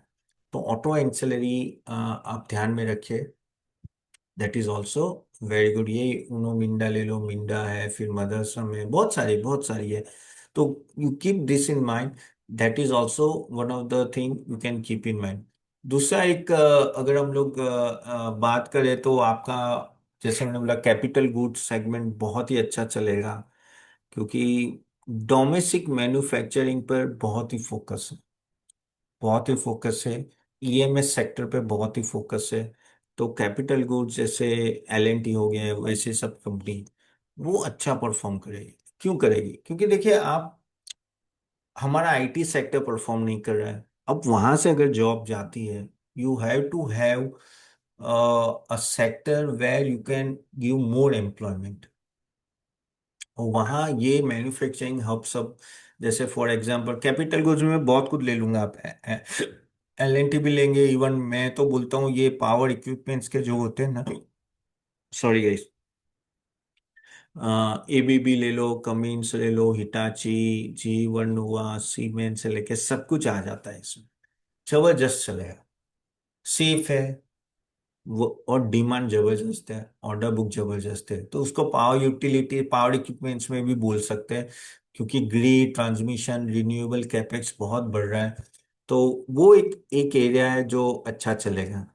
पावर यूटिलिटीज भी चलेगी, क्योंकि भाई एआई आ रहा है, डेटा सेंटर्स आ रहे हैं। डेटा सेंटर्स में हमारा कुछ अनंत राज ही है, लेकिन आगे जाके बहुत सारी कंपनीज डेटा सेंटर्स में आ रहे हैं। अनंत राज का भी कुछ 6-7% ही डेटा सेंटर में है बाकी सब तो रियल एस्टेट ही है। लेकिन हाँ, वहाँ अगर हम लोग पावर जनरेटिंग कंपनी की बात करें तो ये अदानी, अदानी ग्रुप के अदानी पावर, अदानी एनर्जी, फिर अदानी क्या है, हाँ यानी ट्रांसमिशन एंड ऑल दैट, तो काफी सारी कंपनीज है, उनके भी चले। अदानी बहुत ही अच्छा चल रहा है। अदानी अभी कह रहा है कि भाई हमने इन, अभी मैं अदानी का स्पीच सुन रहा था, गौतम अदानी का, कि उन्होंने, कि हमने डेट रिडक्शन प्रोग्राम कर दिया, अभी हम लोग एग्जीक्यूशन पे फोकस करेंगे। अदानी का एग्जीक्यूशन जबरदस्त होता है, आप मानो या ना मानो। हाँ, वो लाइमलाइट में हमेशा रहता है, एंड उसके वजह से तकलीफ होती है। वो यहाँ अहमदाबाद का, ये तो मुझे पता है। लेकिन उनका एग्जीक्यूशन जबरदस्त है। कुछ कुछ मैं जानता हूँ, जो मेरे काफ़ी सारे फ्रेंड्स अदानी में काम भी करते हैं टॉप लेवल पे। मैं बोल नहीं सकता ज़्यादा, लेकिन I know. And by the way, हमारा भी अच्छा खासा एक्सपोजर है हमारे पोर्टफोलियोज में अदानी स्टॉक्स हैं। We are be benefited a lot because of this Adani rally. लेकिन वो वो है, उसमें वो कहते हैं ना कि इतनी सारी प्रॉब्लम्स आते हैं, लेकिन वो बाहर निकल जाते हैं। और वो ही आपको समय, वो मौका देती है क्रिएट करने, क्योंकि इंडिया में ऐसी इंफ्रास्ट्रक्चर बनाने वाली कोई कंपनी नहीं है। रिलायंस है, लेकिन रिलायंस कुछ कुछ है। अदानी आप देखो, अदानी अक्रॉस द सेक्टर वो कर रही है, और वो सिर्फ इंफ्रास्ट्रक्चर पे फोकस कर, क्यों? क्योंकि वो बैट कर रही है इंडिया के जीडीपी पे, कि यार इंडिया का जीडीपी तो बढ़ेगा। तो जो भी है, आपको चाहिए पोर्ट चाहिए, आपको पावर चाहिए, आपको रिन्यूएबल्स चाहिए, एयरपोर्ट्स चाहिए, ठीक है? तो ऐसे सभी जहां इंफ्रास्ट्रक्चर आता है ना, वहां अदानी घुसा है। क्लियर कट डायरेक्शन कि मुझे इंफ्रास्ट्रक्चर में जाना है, और इंफ्रास्ट्रक्चर में झंडे गाड़ दिए उन लोगों ने, लिटरली झंडे गाड़। यानी सोचो, अब मैं देखो आपको लगेगा तारीफ कर रहा हूं, लेकिन एक बात सोचो कि मुकेश अंबानी को लेगेसी में धीरूभाई अंबानी देखे गए। नो डाउट मुकेश अंबानी बहुत अच्छा काम किया, रिलायंस बड़ा किया, कुछ भी बोलो, धीरूभाई अंबानी ने स्टार्ट किया। लेकिन गौतम अदानी ने तो ये 20 साल पहले किया, और आज इसका मार्केट कैप ऑलमोस्ट रिलायंस के टक्कर में। तो आप सोचो कि क्या माइंड होगा। एग्री और not, then just I before agree. मैं तारीफ कर रहा हूँ, लेकिन मैं मानता हूं कि यार कुछ तो हमें क्रेडिट देना पड़ता है कि भाई साहब ने किया है काम। अब आप कुछ बोलेंगे कि भाई मोदी जी ने उसको सपोर्ट किया, अगर मोदी ने सपोर्ट नहीं किया तो दादा नहीं इतना। भाई देखो, मोदी जी ने बहुत लोगों को सपोर्ट किया है। मोदी जी बोलेंगे कि भाई तू आगे लगा, तू बड़ा हो, देश को बड़ा, तो मैं तेरे को भी सपोर्ट करूंगा। लेकिन क्या सभी हुए? नहीं हुए। तो there is always a thing कि सब लोग तो नहीं हुए ना अदानी जैसे बड़े। तो यू हैव टू अंडरस्टैंड, और इसलिए एक एक बात समझ लेना, एक ये चीज हमेशा ना, कि आप जब कोई भी स्टॉक में इन्वेस्ट करो ना, उसका मैनेजमेंट कितना एग्रेसिव है उस पर फोकस करना। अगर मैनेजमेंट का एग्जीक्यूशन अफलातून है ना भाई, उस कंपनी में आप डालोगे, आप पैसे बनाओगे ही बनाओगे। मैनेजमेंट का एग्जीक्यूशन इज द मोस्ट, कितना एग्रेसिव है, क्या एग्जीक्यूट वो कर सकता है, तो बढ़िया है, तो वो सही में ग्रो करेगा। तो कहते हैं ना कि काफी लोग कहते हैं ना कि आप जब घोड़े की रेस होती है तो जॉकी पे नो बैट लगाओ रेदर देन घोड़ा, जॉकी यानी जो चलाता है, ओके, घोड़े को, तो उस पे बैट लगाओ रेदर देन वो हॉर्स पे। तो वही चीज है, तो यहाँ भी आपको थोड़ा ये हमेशा ध्यान रखना है कि कोई भी कंपनी का मैनेजमेंट पे, मैं भी ऑनेस्टली मैं जब भी इन्वेस्टमेंट करता हूँ, मैं मैनेजमेंट का ट्राई करता हूँ समझने की वो किस तरह के बंदे हैं, क्या वो एग्रेसिव है, क्या वो, हाँ भाई चल रहा है गाड़ी ठीक है, बढ़ेंगे तो बढ़ेंगे, नहीं बढ़ेंगे तो नहीं, तो वैसी कंपनी है। तो वो ध्यान है, क्यों क्यों पीएसयू बढ़ती नहीं, क्योंकि पीएसयू में एग्रेसिव एग्रेशन नहीं होता है ना। वैसे अगर आप देखो पावर ग्रिड ले लो, एनटीपीसी ले लो, ऐसे तो कितनी सारी कंपनी है जो एक टाइप की मोनोपोलिस्टिक कंपनी है, लेकिन वो क्यों नहीं बढ़ पा रहे हैं, क्योंकि वो मैनेजमेंट उतना एग्रेसिव नहीं है। और प्राइवेट प्लेयर्स क्यों बढ़ते हैं, क्योंकि वो एग्रेशन है। बैंक्स में अब जाके एग्रेशन आया है, बैंक्स में एसबीआई ले लो, या आप कैनेरा बैंक ले लो, बॉब ले लो, पीएनबी, अभी जाके एग्रेशन आया, तो देखो आप उनका परफॉर्मेंस कैसा आ गया। पहले तो वही चलता है, किसी को भी लोन दे दो, ये वो चलता था, तो नहीं आया था। तो you have to understand how the management is, किस तरह का मैनेजमेंट क्या है, तो वो समझोगे तो बेहतर रहता है। दूसरे कुछ सेक्टर जो मुझे अच्छे लग रहे हैं, NBFC will do well. Of course, best of the time of NBFC is gone. Best of the return of NBFC gone. लेकिन ये जो gold loans and all that बहुत अच्छे चलेंगे। और NBFC normally performs better than banks, ये भी याद रखना, लिखना है तो कहीं लिख लो। NBFC normally performs better than bank, वो मैंने देखा है ओवर द टाइम। और उनका जो प्रॉफिटेबिलिटी भी है ना, कंपेरेटिवली अच्छी होती है। दूसरे दो सेक्टर आप, एक तो हॉस्पिटल्स नजर में रखिए, हेल्थ केयर बिजनेस बहुत ही जबरदस्त चल रहा है। और हॉस्पिटल की तो तंगी है, कभी भी जाओ 24/7, 12 महीने आपकी अच्छी अच्छी हॉस्पिटल फुल ही मिलेगी आपको। और मेडिक्लेम जिस तरह से बढ़ रहा है, तो और वो लोग कमा रहे हैं, तो हॉस्पिटल्स है। उसके साथ में फार्मा भी लूंगा, फार्मा भी एक अच्छा सेक्टर है। एक्सपोर्ट में एक सेक्टर जो अच्छा है, तो वो है फार्मा, क्योंकि उसको क्या हो रहा है, रुपी डेप्रिशिएट हो रहा है ना, उसका भी बेनिफिट ले पा रहे हैं वो लोग। क्यों, क्योंकि इन सब का 70-80% एक्सपोर्ट होता है। लेकिन आईटी नहीं ले पाया, आईटी के मार्जिन डिक्लाइन नहीं रहे, बढ़े नहीं कभी भी इतने सालों में। लेकिन आप देखो लुपिन देख लो, लेकिन उन सब का देखो तो उनके मार्जिन्स बढ़े, क्यों, क्योंकि दवाई जो बेचते हो, दवाई में आप तो भी प्राइसिंग कर सकते हो, प्राइसिंग पावर है। ठीक है, सर्विस नहीं है, प्रोडक्ट है।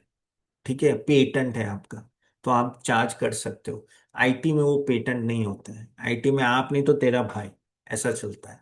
तो वहां आप मार्जिन रूल नहीं कर सकते। तो फार्मा, इसलिए मैं बोल रहा हूँ, फार्मा रुपी डेप्रिसिएशन की वजह से चलेगा। और खास करके उसमें जो सीडीएमओ बिजनेस है, सीडीएमओ ने कॉन्ट्रैक्ट डेवलपमेंट मैन्युफैक्चरिंग ऑर्गेनाइजेशन, जहां लोगों ने दवाइयों का रिसर्च कर दिया, आरएनडी कर दिया, ठीक है, और फिर वो हमें यहाँ देते हैं, हमारी सीडीएमओ कंपनी का, जैसे लॉरस लैब, डीवीस लैब, उन सबको, और वो पूरा मैन्युफैक्चरिंग करते हैं बल्क में। तो वैसी कंपनियां अच्छी चलेगी। तो pharma sector please keep in mind. EMS sector जो मैंने पहले भी बोला था, जैसे ये डिक्सन हो गया, एम्बर हो गया, या ऑल दैट कंपनीज, ओके, जो आपका सेम सीडीएमओ जैसा ही होता है। वहां भी बल्क, वहां आरएनडी कहीं और होता है, और हम लोग बल्क में मैन्युफैक्चरिंग करते हैं। ईएमएस सेक्टर चलेंगे, डेटा सेंटर्स, एआई तो आपको पता ही है, लेकिन बहुत छोटा सेगमेंट है। ठीक है। So this are some of the sectors जो आप ध्यान में रखिए। होटल्स, यस, होटल्स भी, टूरिज्म में अगर कोई एक चीज है जो चल सकती है तो होटल्स। अच्छी होटल्स की तंगी अभी भी है, और हमारे वहाँ आगे जाके कॉमनवेल्थ भी आने वाला है, ओलंपिक्स भी शायद आ जाए, और टूरिज्म बढ़ रहा है। जैसे अभी मोदी जी ने बोला भाई बाहर घूमने मत जाओ, वर्ल्ड में घूमने मत जाओ, इंडिया में रहो, इंडिया में घूमो। तो इंडिया की होटल्स तो बेनिफिट में रहेगी ही रहेगी। अच्छी, और होटल्स और हॉस्पिटल्स का ये है कि एक दिन में नहीं होते रेडी, नो, 3-4 4 साल 5 साल लग जाते हैं। सो जब ऐसा सब कुछ होता है तो इसके वजह से ना इन इन सब का ना ओवरऑल अच्छा खासा डिमांड रहेगा। तो hospitals, hotels, that are also two thing you can keep. लेकिन उसमें भी, होटल्स में भी थोड़ा प्रीमियम में जाओ, क्योंकि प्रीमियम में क्या होता है कि आप चार्ज कर सकते हो कि भाई आप आपको जैसे फॉर एग्जांपल आईपीएल है, तो या तो वर्ल्ड कप है, तो ना तब रूम के जो रेट्स होते हैं ना 60,000, 1 लाख वहां तक चले जाते हैं। ये आईटीसी और वो सब इंडियन होटल या ये सब ऐसा चार्ज करते हैं। वैकेशन में भी ऐसे ना 20-20 हजार, 20 हजार तो मैंने कम बोल दिया, 30 हजार, 40 हजार, ऐसे ऐसे प्राइजेस भी होते हैं। तो उसमें भी थोड़ा आप प्रीमियम होटल्स में जाएंगे तो आई थिंक वहाँ आपको ज्यादा दिखेगा कि हाँ वहाँ आपको गेन भी ज्यादा दिखेगा। So this are some of the sector which can you can keep in mind. Okay. Plus capital market theme वो मैं बोलना भूल गया, डिफेंस और कैपिटल मार्केट थीम तो अच्छी है ही, रखो, बने रहो। प्लेटफॉर्म बिजनेसेस जो है बीएससी एमसीएक्स हो या आगे जाके एनएससी आएगा, बाकी सब भी जो wealth management companies and all that काफी सारे हैं, तो वो भी आप, कैपिटल मार्केटिंग अच्छी है, कोई प्रॉब्लम नहीं है, रखो। थोड़ा कुछ कुछ स्टॉक धीरे चलेंगे लेकिन चलेंगे। ओके, तो वो है। डिफेंस तो अच्छा है ही, तो उसमें अभी एग्जीक्यूशन होने लगा है। तो लास्ट क्वार्टर तक क्या था कि एग्जीक्यूशन नहीं थे, इस बार एग्जीक्यूशन मैंने देखा है काफी सारी कंपनीज का। पहले क्या हुआ था जब मेक इन इंडिया है ना, तो 4 साल पहले तो भाई साहब उन लोगों को आरएनडी और कैपेसिटी करने में ही टाइम लग गया। अभी धीरे धीरे मैं देख रहा हूँ कि इनका एग्जीक्यूशन हो रहा है। सी, ये जो रिसर्च है ऑफ कोर्स हमारे काफी हद तक हमारे स्मॉल केसेस में रिफ्लेक्ट होता है, and no, and that is why they are able to perform very well. Do you want to know about our small cases and model portfolio? Then just have Y for yes in the chat box. Again I am repeating guys के this is the time to invest in market. कल का session क्या होगा मुझे पता नहीं है। Gift Nifty बोल रहा है 350 पॉइंट डाउन दिख रहा है। अगर हम लोग 30 हजार के लेवल पे के आसपास भी हुए खुले, तो it is a good opportunity to buy. और हमारा लास्ट बॉटम था 22,300 के, 400 के आसपास। So I think this is a good level to buy. So one has to, if you have money to invest, you have money to invest. आप हमारे ये small case में भी इन्वेस्ट कर सकते हो, बढ़िया स्टॉक से। लेकिन यस, अच्छा करना है, ये टाइम यूज करना है, इन्वेस्ट करना है। आप 2 साल 3 साल, लेकिन 1-2 साल पकड़ के चलना है, ये बढ़ेगा यार, ये सब टेम्पररी चीजें होती है, तो वो टेंशन मत लीजिए। Okay. Now, before talking to our model portfolios, no, just to tell you about myself, guys, I am a chartered accountant and a SEBI registered research analyst and a portfolio manager. I analyze more than 1,000+ crores of portfolio clients memories, 4,000 plus across the world, and investor impact is 1 lakh plus across the world. Again, this is our SEBI registered number, आप जाके दे सकते हो। यहाँ जो भी मैं service दे रहा हूँ, we are authorize by SEBI, और हमारे कंटिन्यूस ऑडिट होते हैं सब कुछ। इवन मैं जो आपको रिटर्न दिखाता हूँ वेबसाइट में जाके, और जो मैं अभी दिखाऊंगा वो सब ऑडिटेड है, वो अभी के हैं। तो ऐसे हर महीने हमारा ऑडिट होता है, तो ऐसे कोई हवा में मैं आपको रिटर्न्स नहीं दिखा रहा हूँ। ठीक है। Again, I do come regular on various TV channels like CNBC or NDT Profit, ET Now, and all that. Z. Again, ये कुछ snapshots है like with Nikunj Dalman, many other prominent anchors and all that. Okay. और कल भी मैं काफी 2-3 shows में आ रहा हूँ, you can catch me live. ठीक है। Again I do come on like publication like Economic Times, Business Standard, Business Today and all that other publication. Now as I told you guys के हमारे जो भी रिटर्न में अभी आपको दिखा ऑडिटेड है, तो वो टेंशन मत लीजिएगा। लेकिन हमारे पास बास्केट ऑफ पोर्टफोलियोज है, जो जैसे अगर आपको कल इन्वेस्टमेंट करना है, मार्केट नीचे गिरता है, तो आपको डायरेक्टली इन सब स्टॉक्स, यानी कोई भी अगर एक पोर्टफोलियो लेते हो उसमें जैसे 15 स्टॉक्स है, आप डायरेक्टली उसमें इन्वेस्ट कर सकते हो। और फिर उसमें क्या चेंजेस करने हैं, कोई निकालना है बाहर और नया लाना है, वो हम लोग ही आपको बताएंगे, वो करना है। And that is the thing. And every Monday we have 9 p.m. A session, जहाँ you can ask me any question of your portfolio and all that, क्योंकि आपका भी अलग से पोर्टफोलियो होगा, वो चल रहा है नहीं चल रहा है, क्या करना है। और मार्केट अभी इतना कॉम्प्लेक्स हो गया है ना कि हर वीक कुछ ना कुछ आता है। तो ऐसे समय में आपको करना क्या है, वो सब चीजें यहाँ आपको पता चलेगी, और आप मुझे कोई भी क्वेश्चन पूछ सकते हैं। और जैसे अभी होस्ट टू पैनलिस्ट है, आप जो रिप्लाई दे रहे हो मुझे दिख रहा है और कोई नहीं दे रहा है, उस टाइम पे वैसे होगा तो आपका कोई भी पोर्टफोलियो आप पूछोगे कि मेरे पास रिलायंस 2 लाख के है, तो किसी और को पता नहीं चलेगा, और मैं बोलूंगा नहीं आपके 2 लाख के, मैं बोलूंगा रिलायंस में ये करना है। तो दैट इज द उसका आपको एक डायरेक्शन मिलेगा। अगेन अगर यहाँ देखे गाइस, ये लेटेस्ट हमारा है जो फ्राइडे की क्लोजिंग हुई थी उसके बेस पे ये हमारा रिटर्न है। तो आप देखिए कि we have different type of category, like small cap mid cap आपको चाहिए तो ये आप ले सकते हो, city small and mid cap और सिटी स्मॉल कैप। ये देखिए 18.7 20% रिटर्न है यहाँ। अगर आपको पावर मेगा ट्रेंड, जैसे मैंने बोला कि पावर ट्रेंड में जाना है, तो no you can have this power theme, this is the return. Defence में ये देखिए, डिफेंस का ये रिटर्न है 26%, पावर का 30% रिटर्न है। ओके, बहुत अच्छा रिटर्न है। इवन अगर आप ग्रोथ लीडर में जाओगे, सुनो it's a flexi cap, almost 19.28% return, city earning compounder 3 महीने का 5.94।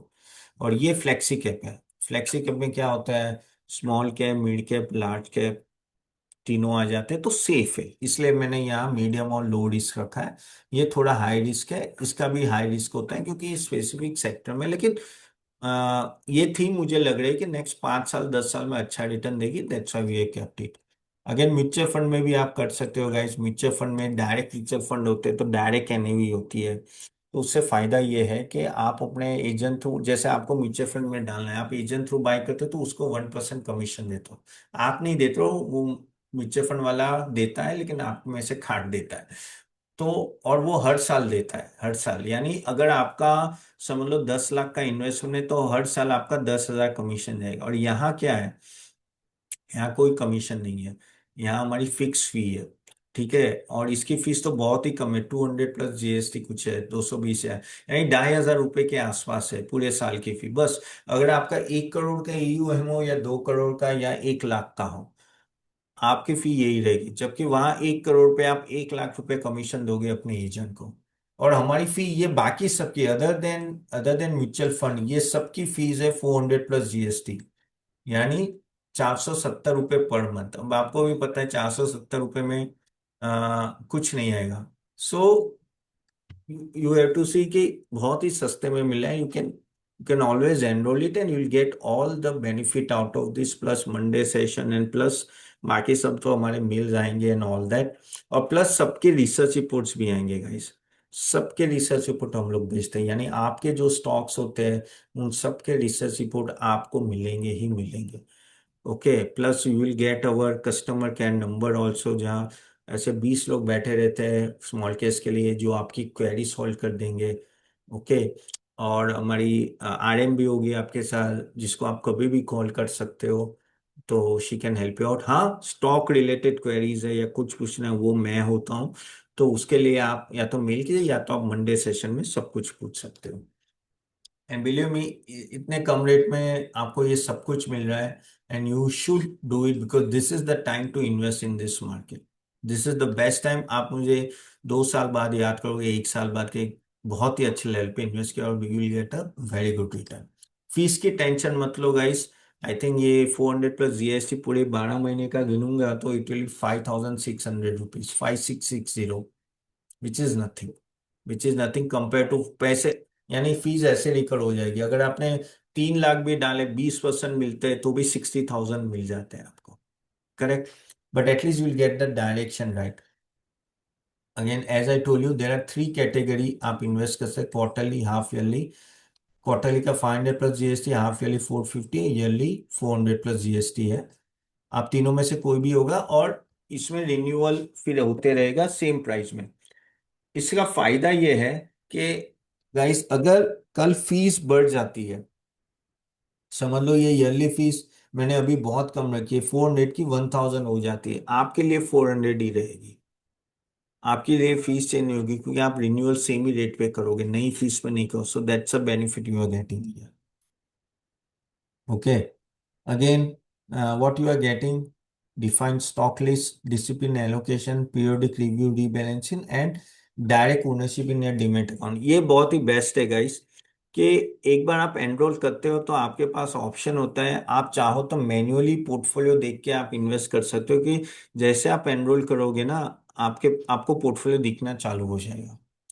अब आप मैन्युअली जाके अपने ब्रोकिंग अकाउंट में बाय करो, या आप डायरेक्टली डीमेट अकाउंट भी लिंक कर सकते हो। इससे फायदा ये होता है कि आपको जैसे कल मार्केट डाउन खुलेगा, फॉर एग्जाम्पल 350 में, हम लोग 23,000 पे खुलेगा, आपको लगा अरे यार बेस्ट मौका है, मुझे ₹1,00,000 डालना है। आज ये लेने के बाद आपने ₹1,00,000 का एंट्री डाल दी, आपका ब्रोकर अपने आप कल जो मैंने स्टॉक लिस्ट दी होगी उसमें वेटेज होगा, उसी वेटेज में वो डिवाइड करके आपका इन्वेस्टमेंट कर देगा। सब कुछ ऑटोमेटिक। सब। और कल उठ के रीबैलेंस होता है, यानी कुछ चेंजेस आती है, जैसे अभी हमने काफी चेंजेस किए हर एक में, तो आपको मेल आएगा और आपको व्हाट्सएप आएगा कि भाई ये चेंज किया है। अगर आपने डीमेट अकाउंट लिंक किया है और आप बोलोगे हाँ भाई I am okay with this, आप अप्रूव करोगे, तो ये ऑटोमेटिक अपने डीमेट अकाउंट में चेंज हो जाएगा। अगर आप बोलते हो कि नहीं मैं मैन्युअली करूंगा, तो आप मैन्युअली करना, नहीं छोड़ना चाहते हो तो छोड़ सकते हो। सो that's a flexibility you have. Okay. तो सिंपल मॉडल है गाइस। मैं और मेरी टीम में भी चार्टर अकाउंटेंट्स है, सभी सेबी रजिस्टर्ड है। ठीक है। हम लोग आपको स्टॉक पोर्टफोलियो देंगे जो मैंने ये अलग अलग दिए, आप उसमें एनरोल करोगे, फिर वो आपके डीमेट, आप चाहो तो ऑप्शन है कि आप अपना डीमेट अकाउंट लिंक कीजिए या तो ना कीजिए। अगर आप लिंक करते हो फॉर एग्जाम्पल, फिर आपको अपने आप वो, यानी लेकिन वहां एक फिक्स अमाउंट होगी, जैसे फॉर एक स्मॉल केस के लिए 50,000 रखने हैं, तो आपको 50,000 ऑटोमेटेड प्रोसेस के लिए रखने पड़ेंगे। आप बोलोगे नहीं यार 50,000 रुपये नहीं है मेरे पास, तो 25,000 है, तो मैन्युअली बाय कर लो, आपको स्टॉक्स तो दिखते ही वाले हैं। ठीक है, लेकिन ऑटोमेटेड चाहिए तो वो करेंगे। आप बोलोगे नहीं मुझे एसआईपी करनी है, हर महीने 50,000 की एसआईपी करनी है, तो ठीक है, हर महीने की आप एसआईपी भी कर सकते हो, सेम म्यूचुअल फंड की तरह यहाँ। लेकिन म्यूचुअल फंड से सस्ता है, क्यों? म्यूचुअल फंड में आप वो 1% कमीशन देते हो, और उसका एक्सपेंस जो 1.5% हर साल का होता है। यहाँ कोई कमीशन नहीं है, यहाँ डायरेक्ट स्टॉक्स बाइंग, और म्यूचुअल फंड आपको 12, 13, 14% रिटर्न देता है। यहाँ आपको गाइस मैंने आपको रिटर्न दिखा, मैं ऐसा नहीं बोल हर टाइम रिपीट ही होगा, लेकिन अच्छा रिटर्न, मच बेटर रिटर्न। आप बोलोगे तो अपन कितना दोगे? देखो यार, ऑफिशियली तो मैं बोल नहीं सकता हूँ क्योंकि सेबी का रूल है, लेकिन always will try to have you 20 and above, that is what in a year, so that you beat mutual fund and everything. Clear then just have C for clear, hope you are getting. Again मैं कोई return में दे नहीं सकता हूँ क्योंकि that is against the rule, but that is what we are targeting, and the portfolio structure will be such that at least you get that much. Okay. Okay. Again उसमें जैसे मैंने बोला कि रीबैलेंस भी हो जाएगा, रीबैलेंस में भी आपको अप्रूव करें और अपने आप हो जाएगा। और एवरी मंडे सेशन होगा। अब ये सेशन बहुत ही इंपॉर्टेंट है, जैसे आज का सेशन है, ऐसे ऐसे हमारा रेगुलर सेशन होंगे, और लेकिन वो क्लाइंट्स के लिए होंगे, तो वहां आप कुछ भी पूछ सकते हो। ऑफ कोर्स आज नहीं पूछ सकेंगे क्योंकि यहाँ पब्लिक भी बहुत है, लेकिन उस टाइम पे आप कुछ भी पूछिए, किसी को और को पता नहीं चलेगा, और I will answer each and every of query. इससे फायदा क्या है? ये भाई आप हार्ड एंड मनी डाल रहे हो, आपके खुद के जो सेविंग करके आपने अपने रिटायरमेंट फंड के लिए निकाले हैं, या वॉट एवर इट इज, बच्चों की पढ़ाई के लिए या जो भी है, उसका क्या करना है, आपको कोई भी क्वेश्चन पूछना है। इवन दूसरे आपकी वाइफ के पोर्टफोलियो में कोई स्टॉक है उसका पूछना है, आपके हस्बैंड के पोर्टफोलियो में कोई स्टॉक है तो उसका पूछना है, कुछ भी पूछ सकते हो म्यूचुअल फंड से लेके। और I am answer going to answer each and everything. This is very important क्योंकि direction is so important. Most of the investor क्यों कमा नहीं पाते हैं? क्योंकि वो हैफाजर्ली बाय करते हैं। ओके। जैसे फॉर एग्जांपल कोई भी स्टॉक बाय कर लिया, कोई पता नहीं इसमें कितना डालना है कितना नहीं, किसी ने टीवी में देखा मैंने बाय कर लिया, मेरे फ्रेंड ने बोला बाल देगा ये भागेगा, ऐसा करके बाय कर दिया। इमोशनल एग्जिट, नो रीबैलेंस, एक बार डाल दिया फिर कभी निकलेंगे ही नहीं। Okay. Even over concentration and all that and all this stuff होता है, इसके वजह से आप परफॉर्म नहीं कर पा रहे हो, इसलिए आपका पोर्टफोलियो नहीं चल रहा है। ये जो स्मॉल केस होगा उसी पे ही डिपेंडेंट है कि आपका ये सब चीजें ठीक हो जाए। Dibandhu, just send a mail to Ankita, not mail, message कर दो, या मुझे वो support@CA tapan.in पे मेल कर दो, I take it forward. Okay. So सब कुछ ये जो गलतियां होती है उसके वजह से ही इन्वेस्टर कमा नहीं पा, और आपका पोर्टफोलियो भी अगर परफॉर्म नहीं कर रहा है अभी तक, आपने इनमें से गलतियां की होगी। How many have done this type of mistake that just say me in the chat comment box. Okay, तो ये जो हम लोग में स्मॉल केस दे रहा हूँ वो इसका सॉल्यूशन। ओके, बहुत ही वेल थॉटफुल है। ठीक है, अब हमारे पोर्टफोलियोज में क्या होता है, हम लोग ग्रोथ पे फोकस करते हैं, quality business, risk management, diversification, valuation, long term compounding. Bye the वे, मैं यहाँ क्लियर कट बोलना चाहता हूँ, यहाँ वही एनरोल करे जो 1 2 साल 5 साल 10 साल का सोच के आ रहा है। ये कोई स्विंग ट्रेडिंग नहीं है, ना तो ये इंट्राडे ट्रेडिंग है। लेकिन एक चीज मैं बताना चाहता हूँ, अगर पैसा बनाना है, पैसा यानी वेल्थ का बनाना है, वेल्थ क्रिएशन करना, पैसा नहीं वेल्थ क्रिएशन, यानी आपकी लाइफ सेट हो जाए, तो वो लॉन्ग टर्म कंपाउंडिंग से ही होगा। राकेश झुनझुनवाला हो या वॉरेन बफेट, जो भी है वो लॉन्ग टर्म इन्वेस्टर थे। कोई शॉर्ट टर्म ट्रेडर आज तक सुना है कि बहुत करोड़ों कमा लिए? ठीक है, लेकिन लॉन्ग टर्म के बहुत सारे नाम सुने होंगे। हम उस पर फोकस करेंगे। तो प्लीज, अगर आप स्विंग ट्रेडिंग सोच रहे हो, इंट्राडे ऑप्शंस, ये कुछ नहीं है, ये प्योर पोर्टफोलियो मैनेजमेंट टाइप का, ये आपका एक टाइप का मिनी पोर्टफोलियो है। ओके, क्योंकि क्या होता है कि जो पीएमएस होता है ना, पीएमएस आपसे बहुत फीस चार्ज करता है, उसमें पहले तो 50 लाख रुपए मिनिमम इन्वेस्टमेंट करने पड़ते हैं, और वो 1.5 लाख से ज्यादा आपसे फी लेगा। यहाँ क्या है, यहाँ 50 हजार से भी स्टार्ट कर सकते हो, कभी भी निकलना है निकल जाओ, किसी को पूछने की जरूरत नहीं है, और फीस भी कम है, और प्लस वीकली सेशन है जो कोई देता नहीं है। ठीक है, और जैसे मैंने बोला कि इसमें मेरे को कोई ओनरशिप नहीं है आपके डीमेट अकाउंट की, यानी मैं आपके डीमेट अकाउंट देख नहीं पाऊंगा, आपके लिए ट्रेड नहीं कर पाऊंगा, सब कुछ आपके कंट्रोल में है। तो समझ लो आपने एक पोर्टफोलियो बाय किया, वो 15 स्टॉक्स आपने ले लिया। अब 15 स्टॉक क्या होता है, जैसे आपने for example city growth leader buy किया, उसमें 15 स्टॉक है, और मैंने वेटेज दिया कि इसमें 5% डालो, उसमें 7%, इसमें 10%, और वो वेटेज के हिसाब से आपने इन्वेस्ट कर दिया। फिर आपको लगा कि यार पैसे की जरूरत है, 50 हजार चाहिए, तो आप कभी भी निकल जाओ, मुझे पूछने की जरूरत नहीं। So that's a benefit you are getting, यानी मैं आपका पोर्टफोलियो मैनेजर हूं, लेकिन बाहर से मैं काम कर रहा हूँ, बस डीमेट अकाउंट आपके अंडर है। Understood, then just have you for understood. Okay, तो this is the difference. PMS में क्या होता है, वो पोर्टफोलियो मैनेजर खुद ले लेते हैं। मैं पूरे पोर्टफोलियो मैनेजर रहा हूं, मैंने पीएमएस चला है, इसलिए मैं आपको बोल रहा हूँ। Okay, so this is the thing. Flexibility क्या है कि आप कभी भी स्टॉक ऐड कर सकते हो, कभी भी बेच सकते हो, परमिशन नहीं है बेचने, लेने की जरूरत नहीं है, और money stage in your demat account. अभी समझ लो कल आपको 2 लाख रुपए डालने हैं, आपको मुझे देने की जरूरत नहीं है। अगर आपने डीमेट अकाउंट लिंक किया है, 2 लाख अपने अकाउंट में ही रखो, अपने आप ब्रोकर एग्जीक्यूट कर लेगा। आप बोलोगे नहीं नहीं, मेरे को डीमेट अकाउंट लिंक नहीं करना है, मैं मैन्युअली बाय करूँ, हाँ तो पोर्टफोलियो में स्टॉक्स तो दिखेंगे आपको, कल उठ के वो सभी स्टॉक ले लो, 12 15 जो भी है वेटेज के हिसाब से, खत्म। अगेन रीबैलेंसिंग प्रोसेस भी, जैसे मतलब क्वार्टरली रिव्यू होगा, आपको अलर्ट आएगा, व्हाट्सअप आएगा, ईमेल आएगा, सब कुछ उसके बेस पे आपको एक्ट करना है। या तो अप्रूव करोगे, डीमेट अकाउंट लिंक है तो अपने आप हो जाएगा। अब आप इसमें लमसम कर सकते हो, एसआईपी स्पेसिफिक डेट पे, कभी भी चेंज करो, कभी भी कैंसिल करो, कुछ भी कर सकते हो, पूरी फ्लेक्सिबिलिटी है, कोई एडिशनल चार्जेस नहीं है इन सब के लिए।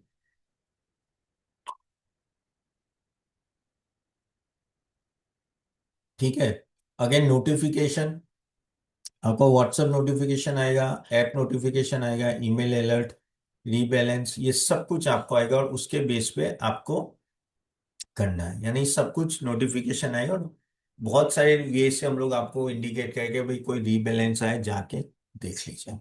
सो this is the small cases which है। अगर आपने अभी तक एनरोल नहीं किया है, please my sincere request to you, fees बहुत एनरोल कीजिए, you know the power of structure portfolio. एक दो मल्टी बैगर से आप बड़ा नहीं बनोगे, वेल्दियर नहीं बनोगे, लेकिन एक अच्छा पोर्टफोलियो ओवर द टाइम जो कंपाउंडिंग करेगा ना, वो आपको बड़ा बनाएगा। आपके आपने 15 स्टॉक लिए तो 15 के 15 नहीं भागेंगे, लेकिन 6 7 अच्छे स्टॉक भागे ना, तब जाके बने, तो वही पोर्टफोलियो में यूजफुल होता है। तो और 470 रुपये ये वीकेंड है, आज शाम को खाने जाओगे, ऐसा खर्चे हो जाते हैं, एग्री ना? Why don't you take it and start a proper structure way journey. एक बार आप करो और रिजल्ट देखो, मुझे याद करोगे। ओके, और अगर नहीं लिया है तो मैं बोलता हूँ कंपल्सरी ले लो guys. This is the best thing you have done for yourself. आपको एक्सपर्ट की जरूरत है। जैसे आप बीमार होते हो, 2 दिन दवाई लेते हो, तीसरे दिन डॉक्टर के पास जाता हूँ, डॉक्टर आपको सही मेडिसिन देते हो और सही फिर चलने लगते हो। वैसे ही यहाँ। ओके, तो चलिए, how many are going to pay, then just tap P for pay. Okay, and performance भी अच्छा है, आप जाके देख सकते हो, अलग अलग रिस्क प्रोफाइल से है। तो आप प्लीज आप कीजिए आपके हिसाब से। And this is the fees. Okay, this is the fees as I told you, quarterly, half yearly and yearly. ठीक है। अच्छा, मैं आपको बता देता हूँ कैसे अप्लाई करना है, 1 minute. Guys just look here, are you able to see this? Then just type yes in the chat box. Okay, जैसे फॉर एग्जांपल आपको ये किसी में भी ये हमारी C A Tapan dot small case dot com मैंने आपको ऑलरेडी दिया, और ये वेबसाइट है, तो यहाँ आप देख सकते हो। और समझ लो आपको पावर मेगा ट्रेंड में जाना है, जैसे फॉर एग्जांपल यहाँ थे आप। ठीक है, तो आप ऊपर ये जो है, इसमें सारे सारे सब स्टॉक्स है, और अब किसी में भी जाना है, ठीक है। आपको यहाँ लॉक दिखेगा, ये रिटर्न लॉक दिखे, रिटर्न वो लॉक को क्लिक करोगे ना, फिर आपको मोबाइल नंबर मांगेगा, फिर आपको ओटीपी आएगा, वो डालना पड़ेगा। ये क्यों? क्योंकि सेबी बोलता है कि आप ऐसे ही अपना परफॉर्मेंस नहीं दिखा सकते, सामने वाले की कंसर्न लेनी है, तो वो करनी पड़ेगी। ठीक है, अभी आपको इसमें अप्लाई करना है, तो पहले मैं एक काम करता हूँ, मैं लॉग आउट कर लेता हूँ, तो फिर आपको बताऊंगा। जैसे फॉर एग्जांपल ये स्मॉल एंड मिड कैप में आपको अप्लाई करना है, तो आपको ये सब्सक्राइब नाउ बटन दबाना है। ठीक है, जैसे आपने सब्सक्राइब नाउ बटन दबाया, ओके, आप यहाँ फिर ईमेल डालना है, जैसे फॉर एग्जांपल मैंने एक डमी ईमेल डाल दिया। ठीक है, कंटिन्यू। ओके, और फिर आप ये देखिए, ये आ गया 12 मंथ्स का। Then are you able to see this? Anyone just type Y for yes in the chat box, फिर इसको कंटिन्यू दबाओ। फिर आपको यहाँ पान कार्ड डालना है और फोन नंबर डालना है। पान कार्ड क्यों डालना है? देखो, पान कार्ड इसलिए जरूरी है कि एज पर सेबी रूल हमें आपका केवाईसी करना पड़ता है, तो उसके लिए ये जरूरी है। ठीक है, तो पान कार्ड डालोगे, फिर नंबर डालोगे, फिर ओटीपी आएगा, ओटीपी जैसे आता है आप डाल देना, तो फिर आपका केवाईसी हो जाएगा, सिंपल है।